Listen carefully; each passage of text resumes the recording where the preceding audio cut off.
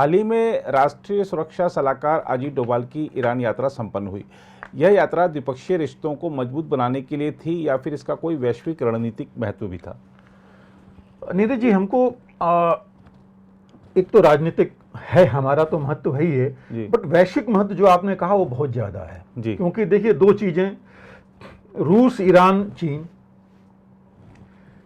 चीन, Iran, UAE, Iran, UAE और Syria जी, ये अभी मिल रहे हैं जी। और मिल रहे हैं तो सारी डोर जो है चीन और रूस की तरफ जा रही है जी। और इजराइल और ईरान का आपस का जो है जी, जो कि थोड़ा उल्टी तरफ है, तो इसमें इस इलाके का महत्व बहुत बढ़ गया है जी। और हमारे इससे ईरान से और यूएई से संबंध तो पहले से अच्छे रहे हैं जी। हम बल्कि दोनों से लार्जेस्ट इंपोर्टर थे ऑयल के जी। लेकिन अमेरिका के जो सैंक्शंस थे उसकी वजह से ईरान से हमारा इंपोर्ट काफ़ी कम हो गया जी। और हालांकि किसी टाइम पर और अभी भी ये हो रहा है कि हमारा रूपी और रियाल ट्रेड शुरू हो जाए जिससे हमें फ़ायदा होगा कि हम डॉलर में नहीं जाएंगे तो हमें कहीं किसी बैंकों का वो करना नहीं पड़ेगा, सैंक्शंस का हम बाईपास करके हम ये काम कर सकते हैं जी। रूस के साथ जैसे हमने किया है जी। अब तो हम लार्जेस्ट ऑयल उनसे इंपोर्टर हो गए हैं रूस से, बट वही बाईपास करके किया है। हालांकि रूस से रूपी और रूबल ट्रेड जो है अभी उतना चल नहीं पाया है क्योंकि रूस का ये था कि हम रुपए को करेंगे कहाँ रखेंगे, बट अभी बातचीत जारी है। बट यहाँ भी ये चीज़ है, लेकिन इसके साथ सिक्योरिटी वाली चीज़ जरूर जुड़ी हुई है। हमारा इंटरेस्ट कि अगर चीन वहाँ पर अपनी पैठ बढ़ा रहा है तो आखिर में हमारी अहमियत वहाँ क्या रह जाएगी, ये भी हमको देखना बहुत ज़रूरी है। तो उसमें ये विजिट बहुत इम्पॉर्टेंट है जो गई है। और देखिए मुलाकात वहाँ पर 3 लोगों से, ये हाईएस्ट लेवल पर हुई है इनकी, उनके प्रेसिडेंट से ईरान के जी। उसके बाद ये उनके फॉरेन मिनिस्टर से भी मिले हैं, ट्रेड मिनिस्टर से भी मिले हैं और जो इनके जो सिक्योरिटी हैं उनको बेसिकली बोला जाता है सिक्योरिटी, वो सेक्रेटरी हैं इनके जो एक वो है secretary of supreme national council जी, उनसे भी मिले हैं जी। तो तीनों से मिलना मतलब एक ही चीज़ नहीं है जी, कई चीज़ें इसमें थी। इससे पहले अगर आप देखें पिछला जो एससीओ समिट हुआ था वहाँ पर हमारा प्रधानमंत्री इनके प्रेसिडेंट से मिले थे। ईरान जो है ऑलरेडी एससीओ में आ चुका है जी, दी जा चुकी है उसको। ईरान ने इसमें G20 को भी ज्वाइन करने के लिए एप्लीकेशन दे रखी है जी। तो इस तरह ईरान भी अपनी इम्पोर्टेंस बढ़ाना चाह रहा है और देखा जाए तो उस इलाके में ईरान, यूएई और सीरिया जी, नॉट सीरिया भी था, अभी तो थोड़ा कम हो गया, टर्की, ये लीडरशिप लेना चाहते हैं। रादर मैं कहूँगा चारों जो है अरब वर्ल्ड की लीडरशिप लेना चाहते हैं जी। तो इसलिए भी ईरान को और यूएई दोनों को ज़रूरत है सबकी जी। तो इस माहौल में वहाँ जाना ज़रूरी था देखने के लिए कि क्या माहौल बन रहा है, क्या हमारी क्या उसमें जो भारत का उसमें क्या रोल हो सकता है जी। और आप देखिए 3-4 चीज़ें बोली गई वहाँ कि सॉरी ईरान ने, मैंने बोला G20 नहीं, ईरान ने ब्रिक्स के लिए अप्लाई कर चुका है जी। पहले तो एससीओ में ऑलरेडी आ चुका है ईरान, ब्रिक्स में भी आ जाएगा। तो इसके बाद जो इसने न्यू वर्ल्ड ऑर्डर की बात चल रही है आजकल जी, खास करके इधर नाटो ग्रुप हो गया, यूरोप और नाटो और में देखा जाए तो वहाँ भी थोड़ी सी अभी दरार आ गई है अमेरिका और यूरोपियन यूनियन के उसमें, क्योंकि जिस एम से नाटो बना था वो एम तो अब तो अचीव हो नहीं रहा है जी। उन्होंने कहा था कि हम यूरोपियन यूनियन का था कि 1% ऑफ जीडीपी सिर्फ हम रखेंगे सिक्योरिटी के लिए, उससे ज़्यादा नहीं रखेंगे जैसे कि हम बाकी चीज़ों में लगाएंगे, और इसीलिए वो आगे बढ़ते चले गए थे।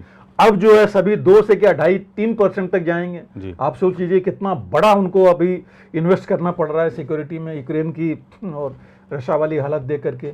रशिया हम कुछ भी कहें कमज़ोर तो हो रहा है, चीन आगे बढ़ रहा है जी। और ये चीन जो है न्यू वर्ल्ड ऑर्डर को लेकर के, दोनों चीन रशिया भी चल रहे हैं और ये देश भी चल रहे हैं जी, ईरान, यूएई और बाकी जो ये कुछ कंट्रीज हैं।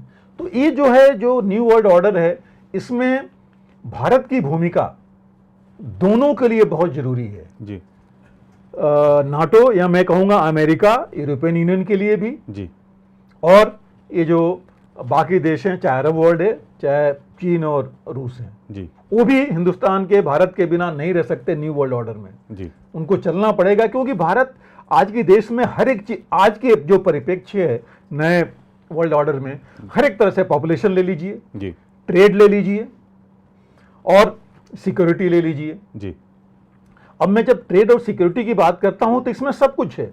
इसमें हमारी टेक्नोलॉजिकल जो एडवांसमेंट है हर एक चीज़ में, आईटी से लेकर के किसी जो भी हम बाकी चीज़ें, एजुकेशन की फील्ड लेते हैं, हम इंफ्रास्ट्रक्चर लीजिए, तो हर जगह आगे बढ़ रहे हैं।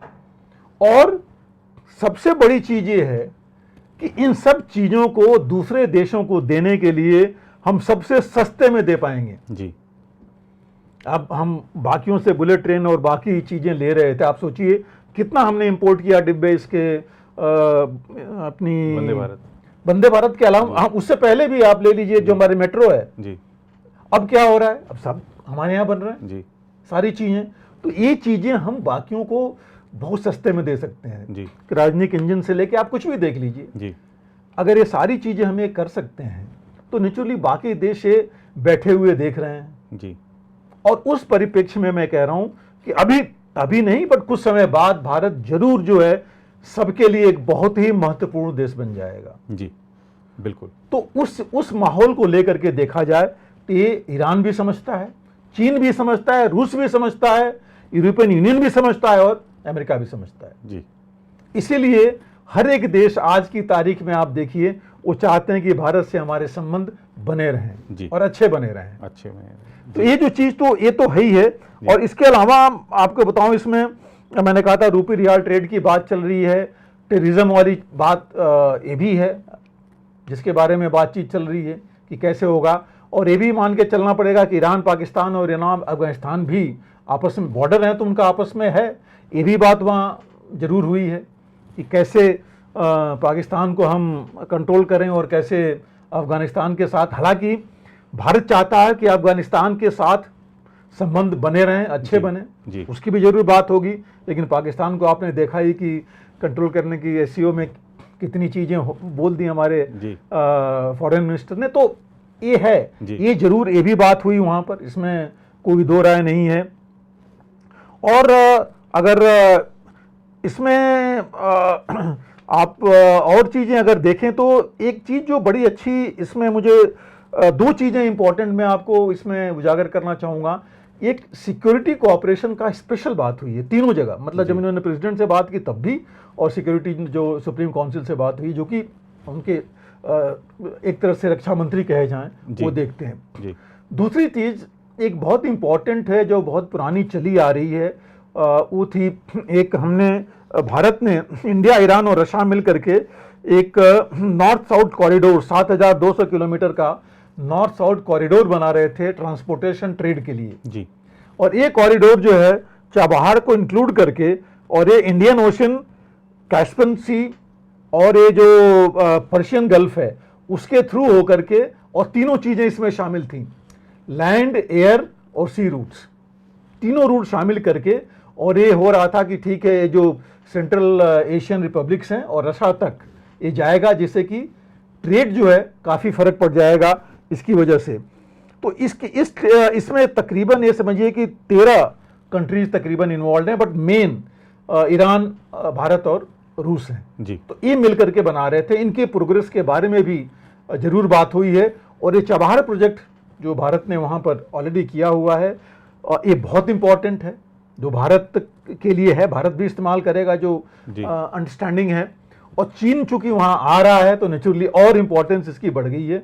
और चाबहार हमारे लिए बहुत इंपॉर्टेंट है अफगानिस्तान के लिए, कि वाया ईरान अफगानिस्तान से हम अपना ट्रेड जो है सेंट्रल एशियन रिपब्लिक्स में ले जा सकते हैं जी। और ये प्रोजेक्ट बनने से, तो ये एक बहुत मुख्य बिंदु है जिसकी जरूर बात हर उस पर हुई है। तो ये एक बहुत इंपॉर्टेंट चीज़ है। दूसरी चीज इंपॉर्टेंट है कि ईरान ने ऑलरेडी अपने वाइस प्रेसिडेंट को अपॉइंट कर दिया है हिंदुस्तान में एज ए स्पेशल एनवॉय जी। एक बहुत बड़ी चीज है, इसका मतलब उन्होंने इतना इंपॉर्टेंस दिया है भारत को स्पेशल एनवॉय लगा करके, भाई जितनी चीजें हम बात कर रहे हैं इसको आगे बढ़ाने के लिए जी। तो मुझे लग रहा है कि भारत भी अब जल्दी ही करेगा, एक स्पेशल एनवॉय जरूर वहाँ ईरान में के लिए करेगा। तो ये एक बहुत अच्छे संबंध बन रहे हैं जिसको हमें आगे लेके जाने की जरूरत है, और स्ट्रेटेजिक इंपॉर्टेंस हमारा बहुत है इसके लिए। अगर आप भी लेना चाहते हैं देश दुनिया की तमाम जानकारी तो आज ही सब्सक्राइब करें हमारे चैनल को। साथ ही नीचे दिए बेल आइकन को जरूर दबाएं ताकि हर अपडेट आप तक पहुंच सके।